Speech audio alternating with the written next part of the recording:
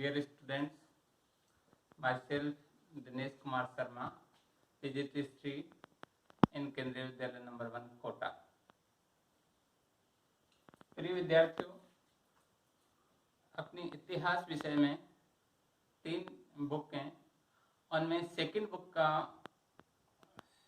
First chapter lesson number 5 through the eyes of travellers 3 यात्रियों के नजरिए से लिखा गया है।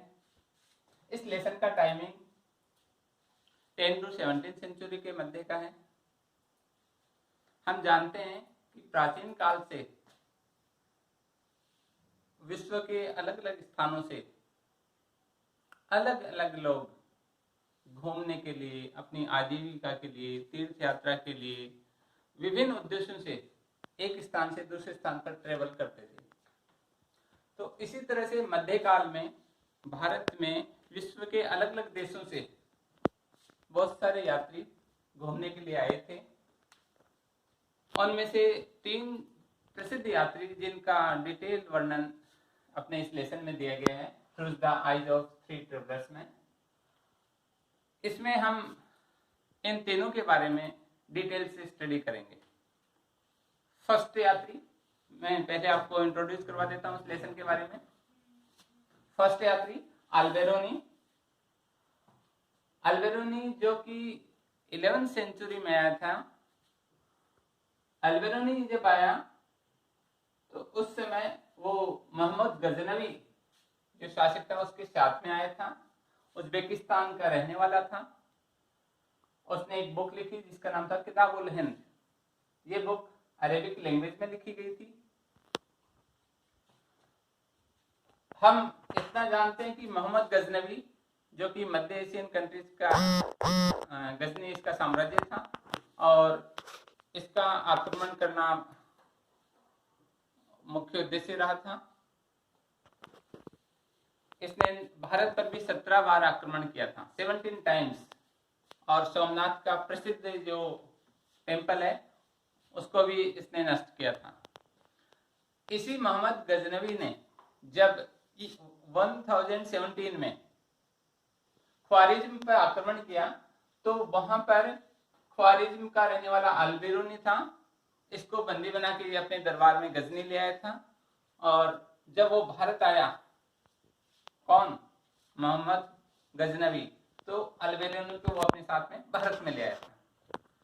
अल्बेरोनी जब यहाँ आया तो उसने जो कुछ भी भारत में रहने के दौरान जो कुछ भी देखा, यहाँ का जो रिलीजन के बारे में, फिलोसॉफी के बारे में, एस्ट्रोनॉमी के बारे में, सोशल लाइफ के बारे में, कास्ट सिस्टम, वेट एक्सेट्रा, उसने बड़ी डिटेल से इन सबको एक बुक में लिखा।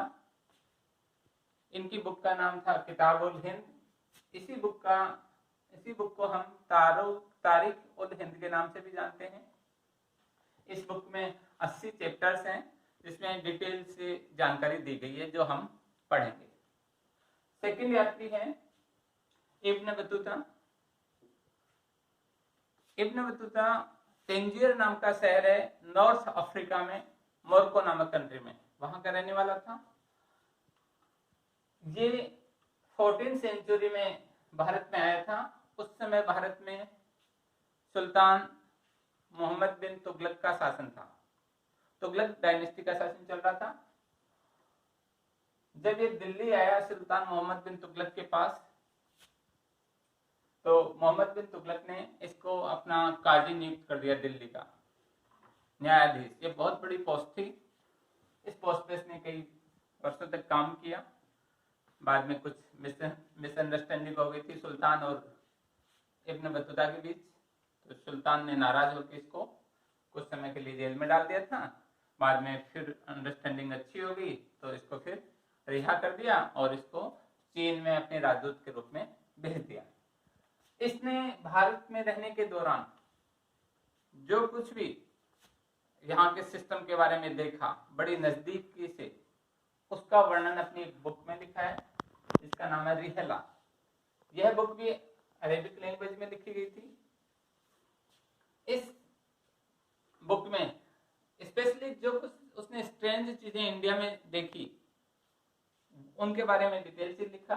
और मैं कुछ एग्जाम्पल के लिए मैं आपको बता रहा हूँ, द कोकोनट एंड पान, इसके बारे में इसने डिटेल से लिखा। इंडियन सिटीज के बारे में इसने डिटेल से बताया अपनी बुक में, सिटीज का एग्जाम्पल दिया है, सिटीज की विशेषताएं बताई हैं, कौन से शहर बड़े थे, डेंसली पॉपुलेटेड थे, उनके मार्केट्स के बारे में। नेक्स्ट एग्रीकल्चर और ट्रेड के बारे में उसने लिखा है कि इंडिया का ट्रेड किस तरह से फैला हुआ था उस समय। स्लेव सिस्टम के बारे में डिटेल से बताया है। इसने खुद एक्सेप्ट किया है कि जब ये आया तो ये अपने साथ हॉर्स और कुछ स्लेव खरीद के लाया था और इसने सुल्तान को भी भेंट में दिए थे। इसका मतलब इसने ये देखा कि उस समय बड़े लेवल पर स्लेव सिस्टम फैला हुआ था। नेक्स्ट थर्ड यात्री Bernier, François Bernier. François Bernier France का रहने वाला था। ये 17वीं सेंचुरी में मुगल शासनकाल में भारत आया था। ये जब भारत आया था उस समय शाहजहां का शासनकाल था। इसको शाहजहां और औरंगजेब के शासनकाल में रहने का मौका मिला। इसने एक बुक लिखी थी अपने एक्सपीरियंस के बारे में, travels in the Mughal empire. इस बुक में डिटेल से जो कुछ उसने देखा भारत में उसके बारे में लिखा और उनका कंपैरिजन उसने अपने यूरोपियन कंडीशन थी, स्पेशली फ्रांस में जो कंडीशन थी उससे कंपैरिजन किया और दोनों का कंपैरिजन करके उसने यूरोप की कंडीशन को बेस्ट बताया कंपैरिजन इंडिया में।